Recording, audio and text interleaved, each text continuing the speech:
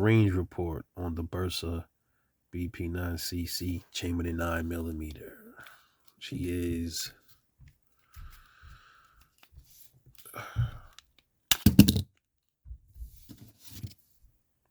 loaded but clear.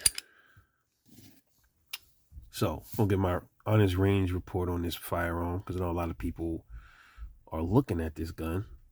This is a good slim gun, good for concealment. It's very light, good mag capacity. A lot of guns this width, this size, they hold 7 rounds. There's a few exceptions that do hold 8+1.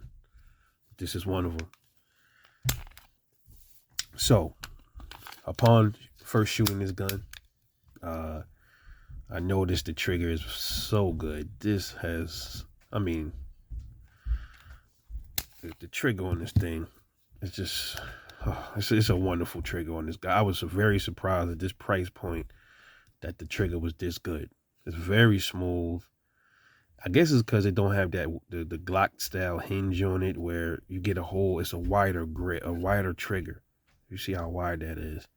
So you know it's more comfortable, man. It's much more comfortable. And by the way, this gun has mag disconnect, so you know it will, even if a round is in the chamber, it will not fire with the magazine out.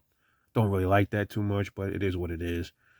When I bought it, I was looking for something that didn't have a safety here to carry, was a little bit more simple, slim, had a decent mag capacity. And the only thing that I saw I really didn't care for was this frame, this slide firing pin lock right here. I'm not really a fan of stuff like that. It hasn't given me any issues yet. I put about 300 rounds through this gun so far, 2 range sessions. The only thing I will say sometimes about this gun, the magazine, the mag release, sometimes it sticks a little bit. It might stick. Maybe it'll wear in a little bit more, but it sticks sometimes. This is an ambidextrous mag release too, so it's for lefties and righties right there. Sometimes too with the magazine, like unloading the first strip in the first round, you see what it does. It doesn't do anything to the function of the gun, but I just noticed when you're trying to strip one out with your hand, the Phillips are really tight.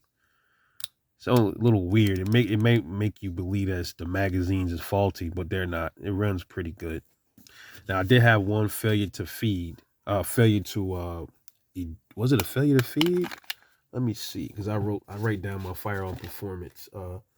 It was a failure to eject. I had one failure to eject, which is like a stovepipe pretty much, but not sure if it was just the break-in period or not, but I only had one. It hasn't did it again. That was that one time, and it never failed again. It passed pretty much. Well, I used to shoot 200 rounds out of my carry guns to see how reliable they are. This one is halfway through. I raised it to 500 rounds, so I carry this. Until I can get this past the 500 round mark. You know, my XD9. When this passes the 500 round mark with no more failure to ejects or anything like that, then I'm good. If it gets one more, I might question it maybe a little bit. I don't know. I mean, I haven't given any real proto. I don't know the right word. Any real policy, so to speak, on how many failure to feeds that I will accept within a 500 round period. Maybe I'll take 2. That's it, you know, or 0. I would love for my guns to have 0, but unfortunately, some guns are just not built like others. Some are just different. It's just something that you just gotta. It happens, man. It happens. It doesn't matter really what manufacturer it is. It happens, man. But for the most part, 300 rounds in, it's been solid, very controllable for a slim 9 like this of this weight. Easy takedown. You know, you slide it back and line up them notches right there on the slide in the frame, and then you pull the pin out, and then the slide comes right off. But you gotta have the magazine in. It's not gonna come off with the magazine out. I've learned that. Loaded chamber indicator right there on the top. Pretty good sights for the money. Pretty decent. I recommend this gun.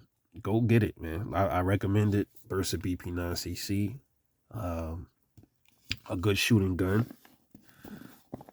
For the price, there's not many guns in this price point that holds 8 rounds. So be aware of that.